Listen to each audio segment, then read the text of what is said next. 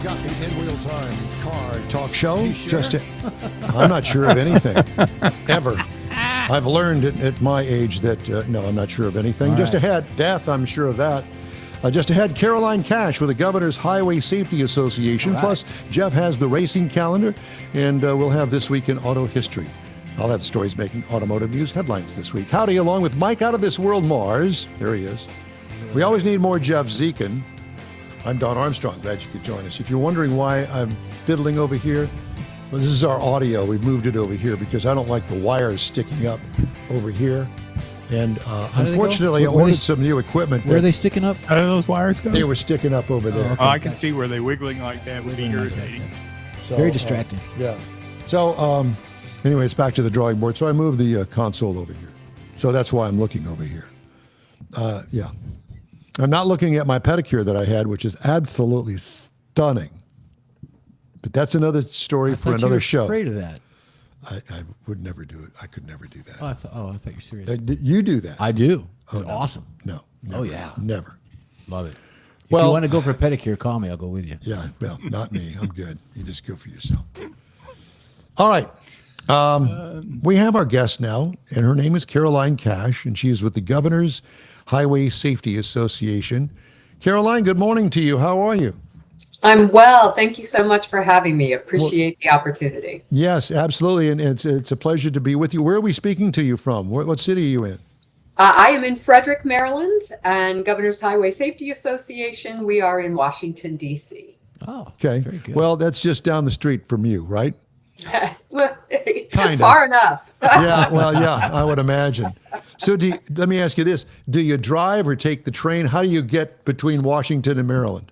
I actually take the train. My Yeah. home is, just a couple hundred yards from the station, and I've lived here 20 years and been Wow. woken up by the train every morning. And Well, I have to now tell you I'm- that I made one trip up there, and it was so expensive to fly into Reagan International from Houston that they said, we could save $500 if you could go to Maryland and take the train. I said, I don't care. What do I know?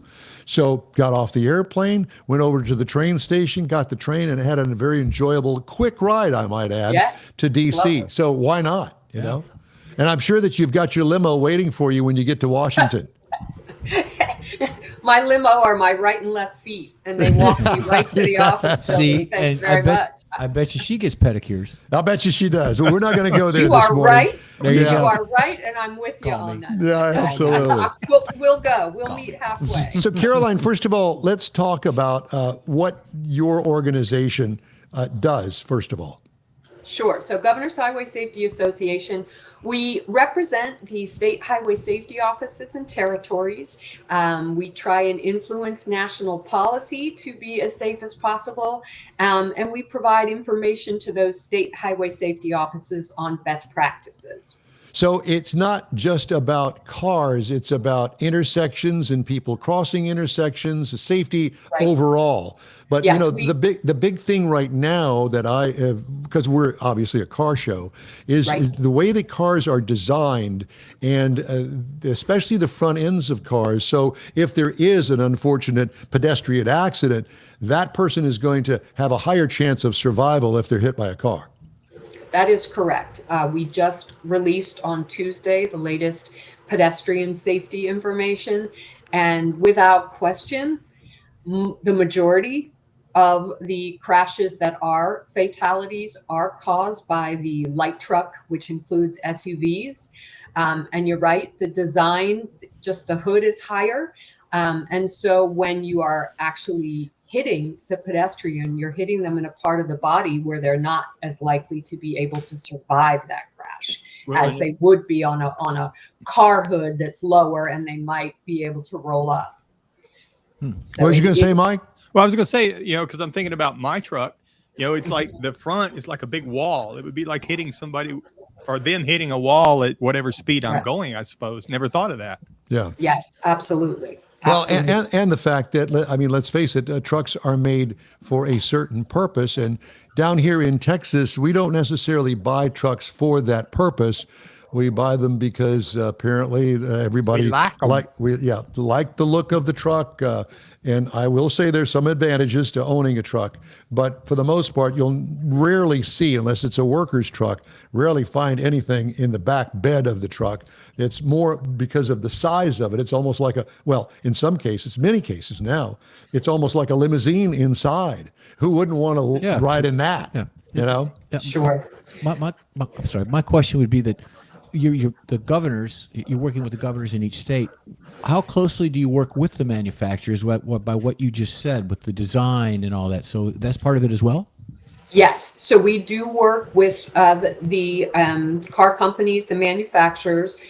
We have relationships with them, and each of them has a safety entity, right? They're doing research. They're looking at crash testing, and certainly we discuss with them closely pedestrian safety, as well as impaired driving, distracted driving. What can we do together to help prevent these crashes, whether it's in the design of the vehicle, whether it's in how we educate the consumer? How many of us have bought a new car that has all these bells and whistles, and we really don't know how they work? Right. So getting that information out, we recently worked with a car company that put hang tags in each of their new vehicles with a QR code and a website where they could learn how that vehicle actually operates, how those safety features work. I know. Brilliant. So, there are a lot of things that we do together, and we partner with them. Clearly, we have a lot of work to do, but we are thankful that they are listening and partnering with us. I think that's an evolution, because what you just said about the QR code and the hang tag, that was called your owner's manual in the past. You would read it. Now you get someone in there that is technical about that automobile, which I bought my car, and the young man sat next to me and he said, this is what it does. And he went through the whole gamut of what the car does. It still has things on there that I'm discovering, with backup sensors and rain sensors and things. If the car is dry and you're backing out of the garage and it's wet, the car will automatically stop you because the camera and the sensors are getting hit by water. Yeah. So it does stuff like that. That's a feature that I like. But there's other things that are kind of irritating as well. So just out of curiosity, so you mentioned distracted driving. So everybody's got a terminal, basically a computer terminal now in the middle of their car. Some of them are pretty good. You can push a button, you can go to your radio, you can do this, but there's some of them you've got to go 3 or 4 screens deep to get your air conditioner turned down or your radio channels, and you're doing 75 miles an hour down the freeway, punching and working on your computer. Is that something that y'all look at or get? Oh, absolutely. Yeah. The research, looking at those types of behaviors, and that's all part of distracted driving. Yes, very much. No question. If your eyes are not up and on the road in front of you and around you, you are being distracted. One of the things that they are introducing, and it's getting better, is the voice activation, so that you're able to hit a button and speak what you'd like the car to be able to do, and the car should be able to turn on the air conditioner, but not all the cars have that. So certainly, we also work with the app stores, and imagine Google. Most people either have a Google oriented phone or an Apple phone, right? And most of those phones have an app that would allow you to control that display, again, with your voice. By voice. So, these are all things we're working on. So Great. how do you address that when it comes to General Motors doing away with the Apple and Android functions and going with the General Motors system? How do you juggle that? Because you still got to work with the company, but now they've done away with being able to get your phone into the car like most others. Well, and at that point, you are working with the actual manufacturer to ensure that they are having their own voice activation, or they are considering how best to design that screen with safety in mind, so that you're not having to go through 3, 4, 5 screens to get to the air conditioner when you're traveling down a highway. I mean, it sounds to be like you'll need that pedicure to tiptoe through all of the things. I agree. all of the things that you have to deal with. Am I wrong? Well, but you know what? I will tell you, there is a great deal of focus and partnership with these organizations and the focus on safety.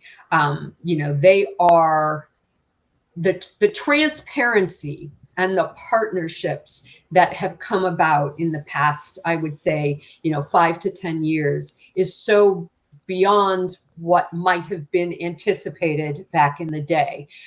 There is much more sharing of technology, sharing of the design structure, so that we're not having to deal with each one of these manufacturers individually. There are organizations that we work with that represent several, but the focus, we have found the partnership to be much more positive and much more inclusive of safety messaging and safety work. Okay, now, so here's the one that I have become much more familiar with here in the recent months, autonomous driving.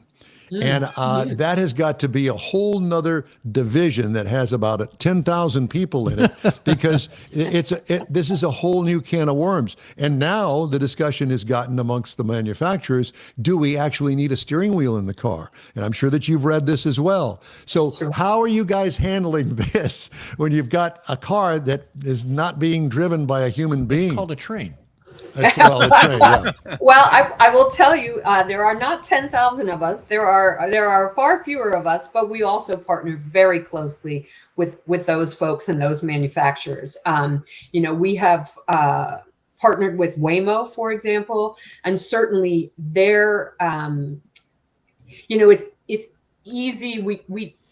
We tend to, throw the baby out with the bathwater sometimes. And so when we see a story that covers a mistake, or, frequently they've in the press, the software issues. Growing pains.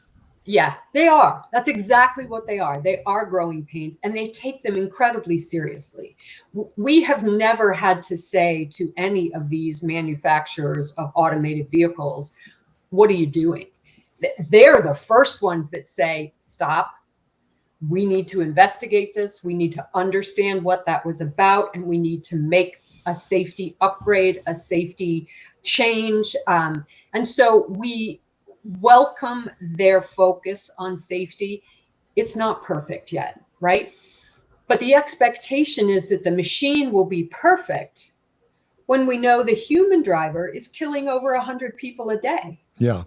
So when you look at the data, there's a study that's going to be released early next week, where an individual agency, apart from Waymo, is going to talk about how accurate that Waymo data is and how they are being transparent. And the bottom line is the Waymo automated vehicle, when it comes to crashes, is far safer than a human driver. We don't hear about that as much as we hear about the times when there are some growing pains, or needs for additional work. The other thing is we work with Waymo. There's recently been some press about working with law enforcement and first responders. And so we created an online course for first responders so that they understand how to approach a Waymo, how to work with the Waymo, how to get an operator online to help them if there's a Waymo that they need to move or that there's been a crash. So those are all things that we're working towards.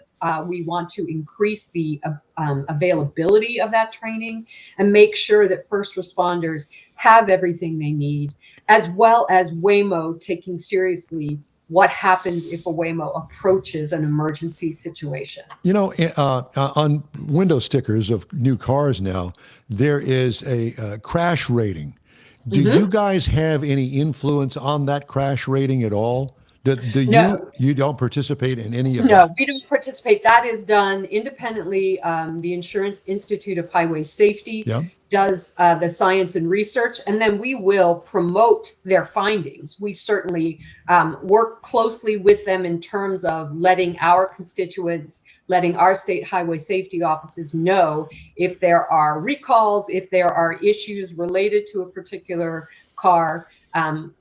but they put that information out independently of anyone else having anything to do with that. So, Caroline, the first thing that we learn as children growing up is how to cross an intersection. Do you guys provide information to schools and institutions across the United States this is how we should be teaching the children to cross? Yes, we do. We work very closely with different partners. State Farm, certainly one of them. We have a website that was introduced last year, and it's called Generation Distraction Free. And the whole point of that is to raise the next generation to understand, going back to what we all understood growing up. We didn't have phones. We didn't have all those electronics to distract us. But we had great bicycles. We did. Just but saying. we didn't, Yes, we weren't distracted. And so we need to make sure that people understand they have accountability for their safety. Look up, eyes up. The number of people I see crossing the street distracted by their phone. Sure, they're on their phone, yeah. With the driver being distracted by their phone or their console or whatever. The conversation going on in the back seat. Yeah, we have to go back to basics, right? And remind everybody, you are responsible for your own safety. So make sure you take that seriously. Make sure you're looking both ways. I mean, people just, step out on the curb and without looking. And so we need everybody to go back to those basics. Right. So obviously you work with the students as well for bus safety and things. Great. Yes. Yep. One of my wife's pet peeves is that she doesn't think anybody knows which side of the street to walk on. When you're walking, no sidewalk, so you're walking on the edge of the road. She's constantly pointing out how people are walking on the wrong side of the road. So simple things like that apparently we're not teaching, like you're talking about.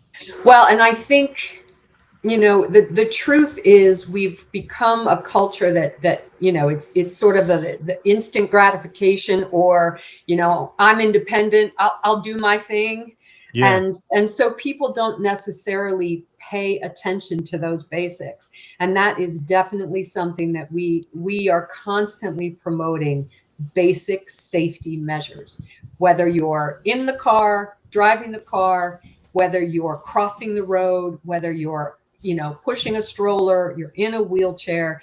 Everybody has to practice those basic safety measures so that we can reduce the number of people we are killing on our streets. Well, Caroline, that clock over your left shoulder hasn't moved since we. Correct. Yeah, exactly. I tell you, I knew you'd ask. And I know that time flies when we're having this interview with you, because you've been such a wonderful guest, and we thank you for that.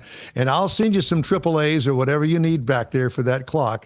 But it's been bugging me ever since you've been on here with us. It is a reminder to me, quickly, my grandfather's clock.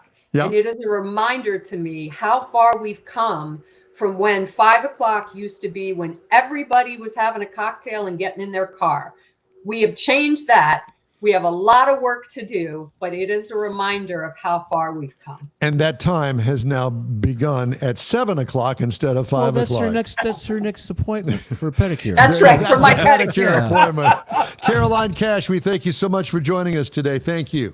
A pleasure. Thanks, you got Caroline. it. All right. Coming up here on the InWheelTime Car Talk Show, we are going to get into some stuff that you're really going to like the racing calendar, This Week in Auto History. We got tons of stuff coming up. Just ahead, Jeff has the racing calendar. Mars has This Week in Auto History, and I'll bring you this week's automotive news headlines. InWheelTime Car Talk Show continues, and we're back in a flash. The Tex-Mex dining experience is defined by Lupi Tortilla, your destination for Texas's best beef fajitas and frozen margaritas. Since 1983, Lupi Tortilla has served authentic and time-tested recipes made with the freshest ingredients. Atmosphere is part of the award-winning experience at Lupi Tortilla, all developed in a little house near Highway 6 and I-10 in Houston. Visit any of the Lupi Tortillas and you'll see the same attention to detail in each and every location. Start your Lupi experience with queso flammeado and guacamole, along with a classic frozen margarita. Dine on famous Lupi beef and chicken fajitas or pepper shrimp brochette, or a fish or vegetarian entree, and finish with a scrumptious flan for dessert. Find Loopy Tortilla in Houston, College Station, Beaumont, Austin, San Antonio, and Dallas-Fort Worth. There's a Texas location near you. The recipes are authentic and time-tested. The ingredients always fresh. Loopy Tortilla. Eats pretty good.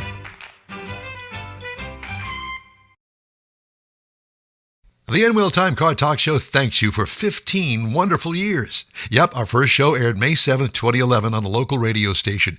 Then it was a move to the digital world and social media, and you followed. Thank you. We continue to build and grow our fan base, and it's all because of you and your auto enthusiast friends. We appreciate your support. It's always great to see you at our remote broadcast, too, and we hope you'll continue to stop by and say hello. It's been a great ride, and we hope to bring you more fun and adventure right here on the InWheelTime Car Talk Show. Sorry, Jeff's getting water, and we got our feet kicked back. Well, actually, our feet just got pedicured while we were in this break, and we're letting them dry. But it's really time now for the racing calendar, sponsored by the Texas Muscle Car Club Challenge. Jeffrey, I'm glad I could join you. I had to get some agua. Yeah, it's very important to drink water. You got to hydrate out there, much like the soccer players do. I was taking a hydration break, so leave me alone. We should have that at our work. Well, Mike takes one, but he's got brown water that he takes. Oh, that's right, the brown water. Yeah. Okay, racing calendar. There you go. Thank you for that. So we got NASCAR is going on today. They are at North Wilkesboro. Yep. You got the Cup guys, and then you got the Craftsman Truck guys. I think the Craftsman Truck guys ran last night. I wanted to see a little bit of it, but I was tied up, so didn't get a chance to do that. NHRA is running this weekend. They're 17th through the 19th, which is through tomorrow. They are actually at Sonoma Nationals, at Sonoma Raceway. That's out there in Sonoma. He was tied up. I don't even want to ask about how that was, but I just thought I'd bring it up because my mind goes there. Yes, it did. Mm-hmm. I was busy being tied up. Indy Racing is in Nashville this weekend, and they got Portland and all those good places. And then, of course, we talked about the 250 coming up in Washington. But when is the Washington race? August 22nd, I believe. But there's a big, 3-day event going on there. But Nashville for Indy this week. Formula One is in where are they at? Oh, they're in the Belgian Grand Prix. So you know what? The trophy is a giant waffle. Did you know that? So. Good luck. Belgian waffles. Belgian waffle. I like that. Okay, Mike, you're interested in this one. You've got the lawnmower racing. It's actually today. The OK Mower Racing at the WRD Motor Speedway. That's a good play on words. That's in Claremore, Oklahoma. And that's all it's going on. Why don't we have a lawnmower racing event here? Well, I told you my lawnmower story. When I get it back out of the shop, we'll see. Well, I'm tubbing it out. Don't go to that place anymore. No. I have a connection with the lawnmower place. I know a couple of guys that'll do it on the side, but it's a newer version, a newer model, and I wanted to take advantage of that. Why is the transmission out of it? It's a brand new It's lawnmower. about 4 years old. It's a newer lawnmower. Man, I had a lawnmower that was 25 years old. The transmission didn't go out. Yeah, the frame would rust away before the Yeah, transmission would that's go true. out. I had Matter of those fact, too. they're using that transmission in the lawnmower racing stuff. So. Exactly. Well, I'm having a Tremec put in it, 6-speed. Funny. So yeah, that's funny. Yeah. All right, Mr. Mars, this week in auto history, it's all yours, sir. Yeah, we found a few things this week that are coming up next week in the automotive world that might be of interest to be you might want to check into a little bit further. So, for example, on July the 19th, back in 1943, the Alaska Highway received its official name.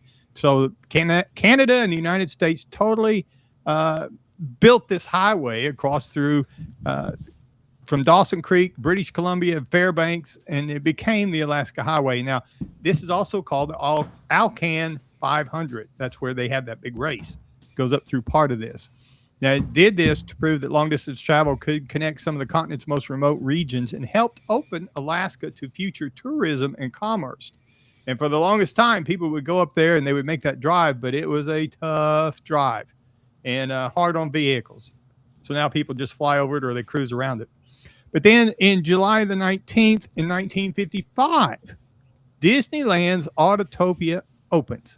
Now, this was great. I remember this back in the late 50s when I could still see you driving that car, too. Yeah, it was right there in the blue one, right there.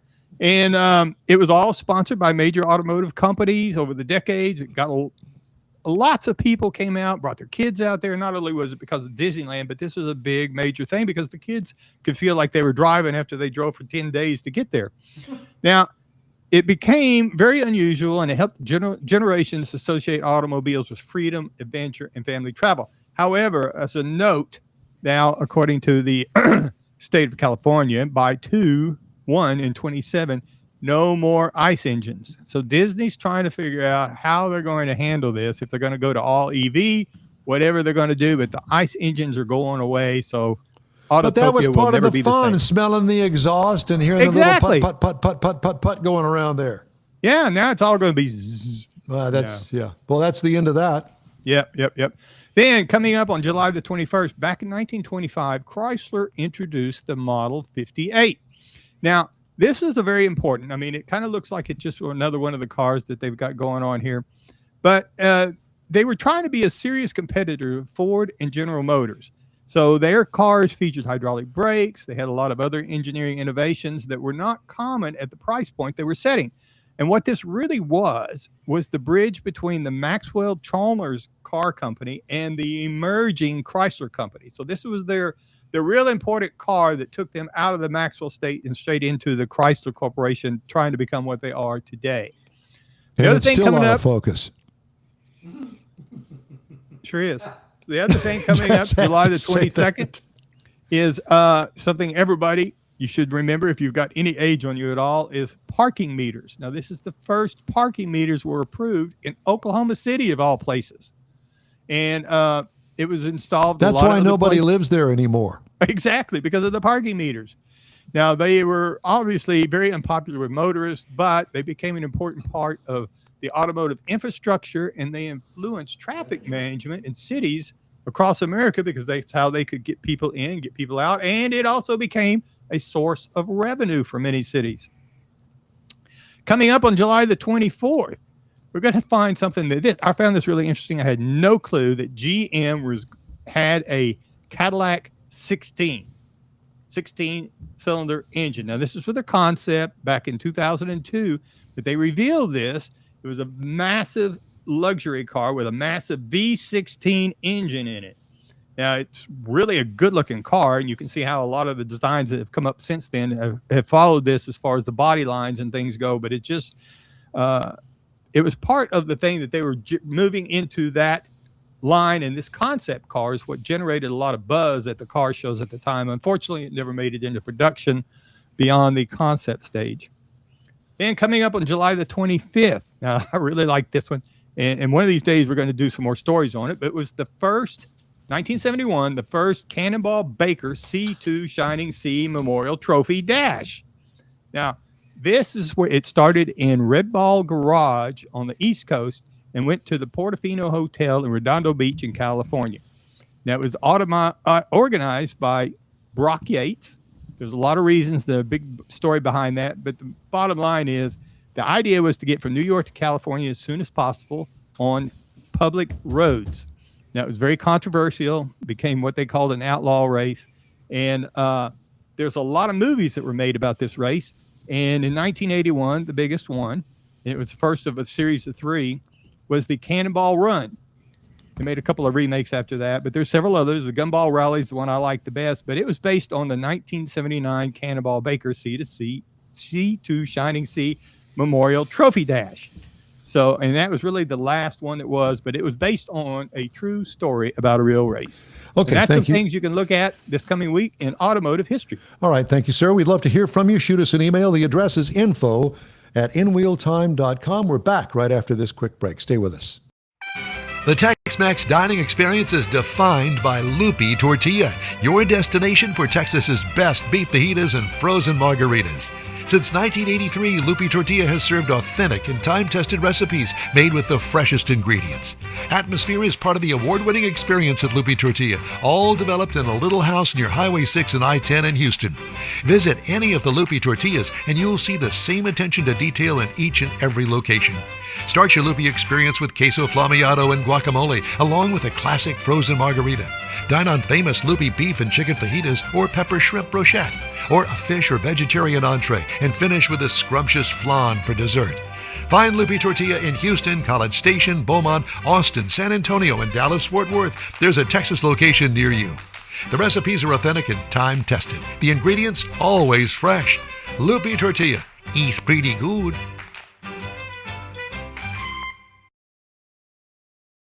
The InWheelTime Car Talk Show thanks you for 15 wonderful years. Yep, our first show aired May 7th, 2011 on a local radio station. Then it was a move to the digital world and social media, and you followed. Thank you. We continue to build and grow our fan base, and it's all because of you and your auto enthusiast friends. We appreciate your support. It's always great to see you at our remote broadcast, too, and we hope you'll continue to stop by and say hello. It's been a great ride, and we hope to bring you more fun and adventure right here on the InWheelTime Car Talk Show. That's it for this podcast episode of the InWheelTime Car Show. I'm Don Armstrong, inviting you to join us for our live show every Saturday morning, 8 to 11 a.m. Central on Facebook, YouTube, Twitch, and our InWheelTime.com website. Podcasts are available on Apple Podcasts, Spotify, Stitcher, iHeart Podcast, Podcast Addict, TuneIn, Pandora, and Amazon Music. Keep listening, and we'll see you soon.